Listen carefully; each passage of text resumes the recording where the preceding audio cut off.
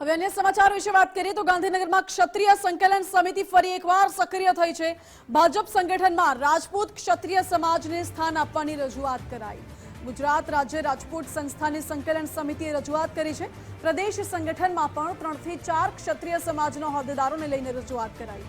પ્રદેશ પ્રમુખ અને મુખ્યમંત્રીને રજૂઆત કરવામાં આવી છે। સૌરાષ્ટ્રના 4 જિલ્લાઓમાં ક્ષત્રિયોની પ્રભુત્વ ધરાવતી વસ્તી છે, જેથી 2 જિલ્લા અને 2 શહેરમાં ક્ષત્રિય સમાજને સ્થાન આપવામાં આવે તેવી રજૂઆત કરાઈ।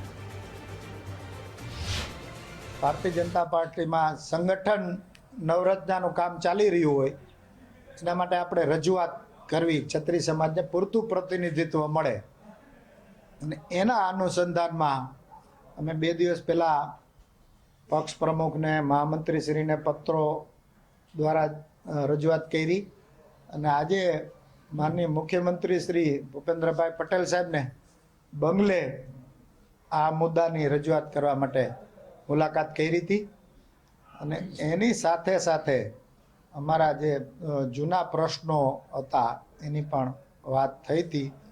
એટલે અસ્મિતા આંદોલનને કારણે ક્ષત્રિય સમાજના નાના મોટા એવા થોડી તકલીફો થતી હતી, પ્રશ્નો ઉઠતા હતા, નાના મોટા ધંધાવાળા, નોકરીવાળા અને બિનજરૂરી પરેશાનીઓ થતી હતી, એ બધું અટકે એ પણ અમારો મુદ્દો હતો।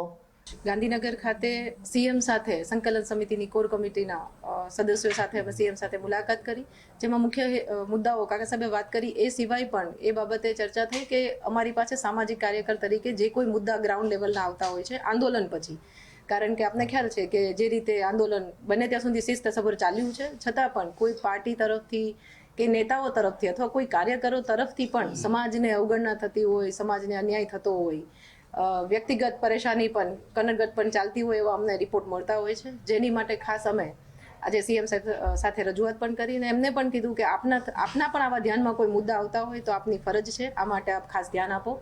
અને એ સિવાય સંગઠન મુદ્દે પણ ચર્ચાઓ થઈ। વિધવા પેન્શનનું વધારે અમે ભાર મૂકીને પણ એમાં અમે ફરીથી રજૂઆત કરી કે બને એટલું જલ્દી ત્વરિત આમાં એની પર નિર્ણય લે। એ સિવાય ઈડબ્લ્યુએસના પણ અમુક મુદ્દાઓ હતા। સ્થાનિક ઘણા બધા મુદ્દાઓ પર આજે ખુલ્લા દિલથી ચર્ચાઓ થઈ